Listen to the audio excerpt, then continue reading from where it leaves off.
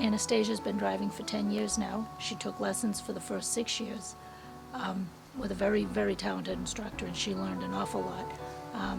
She's a life member of the American Driving Society. That's what she wanted for her high school graduation, so that's what she got. One of the most important parts about any competition is making sure that your harness fit is correct. And that's what Anastasia does when she harnesses up her horse. Every time she goes to drive, she makes sure that everything is comfortable. You want the breeching, which is the strap that goes around the rear legs of the horse, to be not too high, not too low. You know, you kind of want it right in the middle, because if it's too low, it can knock the horse's legs out from under them. And too high up, it's just uncomfortable. The breastplate, which goes across the front of their shoulders, which they lean into when they're pulling the carriage. You don't want that so high that it blocks the windpipe, and you don't want it too low where it's impeding the forward movement of the leg. So you want, you know, all the parts to work, and then your horse can move as freely and as naturally as he can, you know, while still being harnessed and pulling a carriage.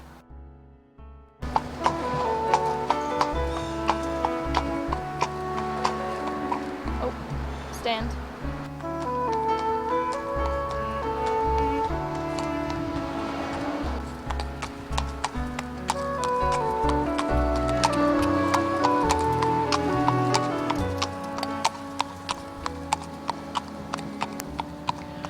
As we rode along streets, through parking lots, and finally into the woods at Trout Pond, I was struck by the contrast between roads that have been sized and designed for automobile use and the cart paths that surround the pond area. When I was a kid, you could ride anywhere in Wrentham. You could ride across anyone's property, you could ride anywhere you wanted to, and be gone all day. You know, I mean, everybody says it when we were kids, you know, you could go off and be gone all day. But on a pony or a horse, you really could be gone all day. And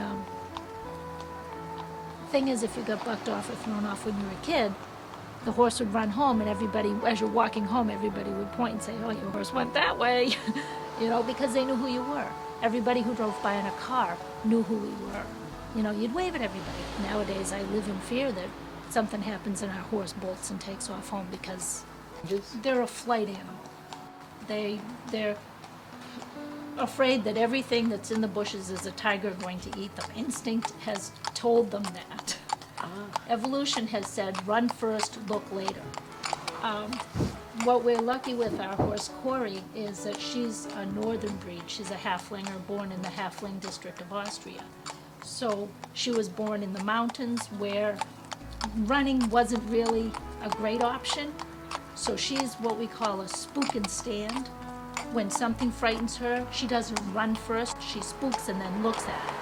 Because instinct and evolution has taught her that running blindly will cause you to fall over rocks, or you have to run up these huge mountains, so just, you know, look at what you're running from first. If you look at the traffic, when we're out driving with our horse on the road, some of the people are wonderful. They slow down, they give us a wide berth, and before they pass us. Other people who just drive right by talking on their cell phones don't even see us. It's like we're not even there. It's the most uncanny thing to be driving with the horse, you know, on the side of the road and have people inches away in their cars doing 50.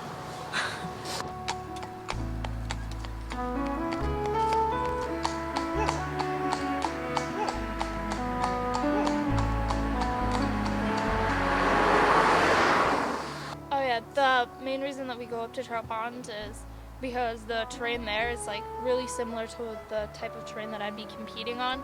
You know, lots of hills and going through puddles, and sometimes I have to go through water a lot deeper than that, but it's just a great place to condition because you can, you know, but getting there can be a little tough because you have to go on the roads and don't have many places to go around here to ride, so I'm kind of restricted to just here in the cemetery, Trout Pond, and then my own backyard. Because to get anywhere else, you'd have to take a long ride on a road, and that's not good. You either have to like carriage all the way down the road, or you have to put the horse in the trailer and hook the trailer up and put the carriage in. And that takes a while, getting everything set up. Yeah, And then sometimes I trailer down to my friends who live on West Street and I drive there. But we have fun. They ride and I drive. It's fun. The specific type of competition that we do with the carriage that she's driving, now it's a marathon carriage. We do a sport called combined driving, which it's a 3-part competition. The first part of the competition is a driven dressage test, which is kind of like compulsories in figure skating. You have to do certain maneuvers, and you're judged on those. The second part of the competition is a cross-country marathon that has obstacles in it, and the marathon can be anywhere from 5 to 14 or 15 kilometers, depending on the level of competition and where it's located. The third day of competition is cones driving competition, where you have to negotiate a series of 20 sets of cones, which are set, say, so many centimeters wider than the wheels of your carriage are. Depending on the level that you drive at, whether you're in training level, preliminary, intermediate, or advanced, depends on how much space you have between your wheels and the cones. And each of the cones has a tennis ball set on top of it. So if a wheel hits the cone, the tennis ball falls down and you've lost 3 penalty points. So the entire cones course is also timed.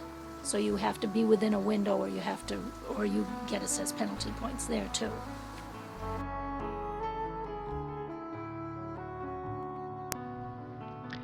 I cringe when the term rural character is used to either condemn or to praise a development project. Wrentham lost its true rural character when suburban character gradually crept in and roads and buildings were redesigned to satisfy its new requirements. That's also when the pace of life sped up, and it became difficult, if not impossible, to hitch up your cart and drive to church, or to get a load of hay from the feed store in your wagon. Of course, we can't go back, but maybe we could find a way to slow down just a little. Wrentham has 164 horses, and you wouldn't think that it would have that many. I was surprised myself, but out of 56 barns is 164 horses, and they're all out here doing things around town, so slow down, give them room. Please.